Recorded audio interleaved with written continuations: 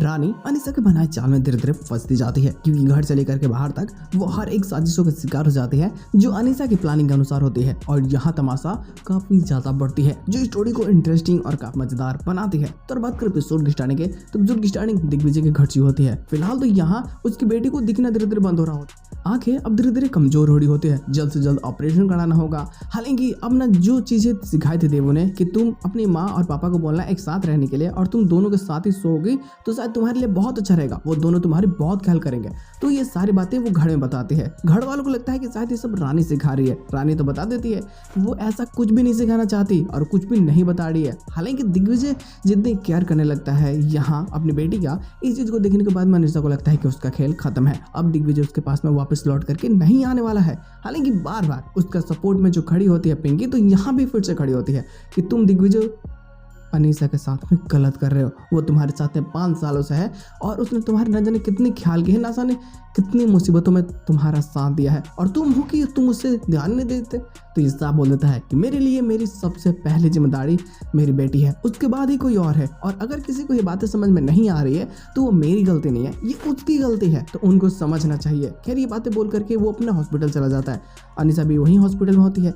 जब ये जाता है और जो वहाँ का अकाउंट्स होता है, ये सभी चीज़ों को चेक करता है, तो इससे पता चलता है कि यहाँ तो बहुत बड़ा घोटाला चल रहा है। सारे पैसे जो हैं इधर उधर की दवाइयाँ भेजी जा रही हैं। इन सभी चीज़ों के बारे में जानने के बाद में ये भी बहुत गुस्सा करता है। हालांकि अब धीरे धीरे अनीसा का चाल इसके सामने भी आ रहा होता है। इसको शक होने लगता है। रानी भी यहाँ होती है हॉस्पिटल में, तो उसे भी अब समझ में आ जाता है कि ये जो ऑर्गन्स का खेल चल रहा है, तो ये काफ़ी सारे सीसीटीवी फुटेज को तो डिलीट कर चुके थे। तो अनीसा के हाथ में कोई सबूत लगता नहीं है। पुलिस वाले भी आते हैं तो अपने एक आदमी को यहाँ रख देते हैं हॉस्पिटल में, जिसके बारे में रानी को पता चल चुकी होती है। तो रानी भी उससे सतर्क रहती है और ये हर एक कोशिश करती है क्योंकि सबूतें फिर से जुटाना होगा। इसका फ़ोन खराब हो चुका होता है, जड़ चुका होता है चार्ज में लगाने के बाद ही, तो जिसका नहीं है अपनी देवो का फ़ोन लेकर आई थी।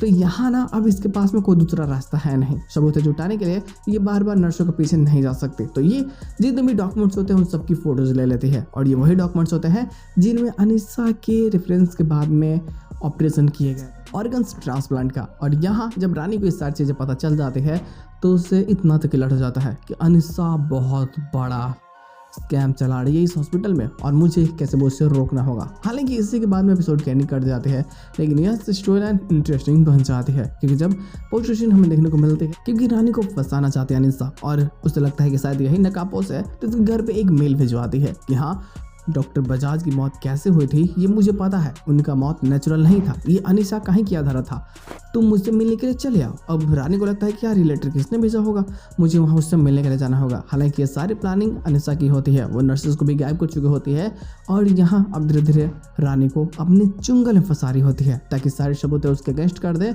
और यहाँ रानी जेल चली जाए। और जब वो जेल चली तब उसकी बेटी अपनी नाना के पास चली जाएगी और यहाँ अनीसा दिग्विजय के साथ में शादी कर लेगी। और यही सारी प्लानिंग स्टोरी को इंटरेस्टिंग और काफ़ी मज़ेदार बनाती है, जो काफ़ी बेहतरीन होने वाली है। अब अनीसा कैसे अपनी चाल में कामयाब होगी और रानी कैसे उसके चाल में फंसेगी, ये सारी चीज़ें देखना और ज़्यादा ही मज़ेदार होने वाली है। तो बस इसके साथ एपिसोड की एंडिंग कर जाती है। एक अपलोड आती है तो बातें जरूर हो जाएगी। फिलहाल आज के सुबह इतना ही, हम लोग मिलते हैं बहुत जल्द किसी नए वीडियो के साथ में, तब तक के लिए बाय।